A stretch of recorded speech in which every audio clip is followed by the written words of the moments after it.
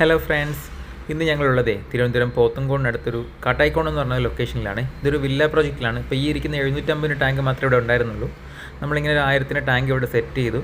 അപ്പോൾ ഈ ടാങ്കിലേക്കാണ് ഇവിടുത്തെ ബോർവെല്ലിലും വെള്ളം വന്ന് വീഴുന്നത്. അപ്പോൾ ഈ ബോർവെൽ എന്ന് പറഞ്ഞാൽ കംപ്രസർ മോട്ടറാണ് ഇവർ ഇവിടെ ഉപയോഗിക്കുന്നത്. ഈ വെള്ളത്തിൻ്റെ ക്വാളിറ്റി നിങ്ങൾക്ക് തന്നെ കാണാം, വളരെയധികം കലങ്ങിയ രീതിയിലാണ് എപ്പോഴും വന്നുകൊണ്ടിരുന്നത്. അങ്ങനെ ഈ കസ്റ്റമർ തന്നെ ലാബിൽ കൊടുത്ത് ടെസ്റ്റ് ചെയ്തിട്ടുണ്ടായിരുന്നു വെള്ളം. അപ്പോൾ അതിൽ iron content, turbidity, hardness, coliform bacteria അങ്ങനെ ഒട്ടനവധി പ്രശ്നങ്ങളായിരുന്നു ഉണ്ടായിരുന്നത്. അങ്ങനെ ഞങ്ങളിവിടെ താഴെ നിന്ന് തന്നെ ബോർവെല്ലിൽ നിന്ന് കയറി വരുന്ന ലൈനിൽ ഒരു ക്ലോറിനേഷൻ ഡോസിങ് പമ്പ് സെറ്റ് ചെയ്തിട്ടുണ്ട്. ആ വെള്ളം വന്ന് ക്ലോറിനേറ്റ് ചെയ്ത് സെറ്റിൽമെൻറ്റ് ആകാനായിട്ടാണ് ഈ 1000 ടാങ്ക് വെച്ചിരിക്കുന്നത്. പിന്നെ ആ ടാങ്കിൽ നിന്ന് നമ്മളൊരു ഫീഡ് പമ്പ് ഉപയോഗിച്ച് 3 ഫിൽറ്ററിലൂടെ കടത്തി വിട്ടിട്ടാണ് ഫിൽറ്റർ ചെയ്തെടുക്കുന്നത്.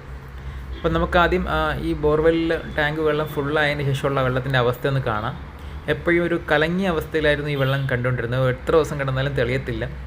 എപ്പോഴും പൈപ്പ് ലൈനിലെല്ലാം ജ്യൂസ് പോലെയായിരുന്നു ഇവർക്ക് വെള്ളം ലഭിച്ചുകൊണ്ടിരുന്നത്. അങ്ങനെ ഞങ്ങളുടെ 3 സ്റ്റേജ് ഫിൽട്രേഷൻ എന്ന് പറഞ്ഞാൽ ഫസ്റ്റ് ഒരു അയൺ റിമൂവർ ഫിൽറ്ററും, സെക്കൻഡ് ഒരു ആക്ടിവേറ്റഡ് കാർബൺ ഫിൽറ്ററും, തേർഡ് ഒരു വാട്ടർ സോഫ്റ്റ്നറുമാണ് നമ്മൾ സെറ്റ് ചെയ്തിരിക്കുന്നത്.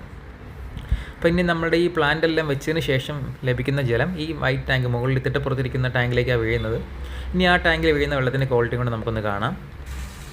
അത്രത്തോളം കലങ്ങിയ ജലത്തിൽ നമുക്കിതുപോലെ ക്രിസ്റ്റൽ ക്ലിയർ ആയിട്ട് കിട്ടിയിട്ടുണ്ട്. അപ്പോൾ നിങ്ങളുടെ വീട്ടിലും ഇതുപോലെയൊക്കെ പ്രശ്നങ്ങളുണ്ടെങ്കിൽ ഞങ്ങളെ കോൺടാക്റ്റ് ചെയ്യാവുന്നതാണ്. താങ്ക്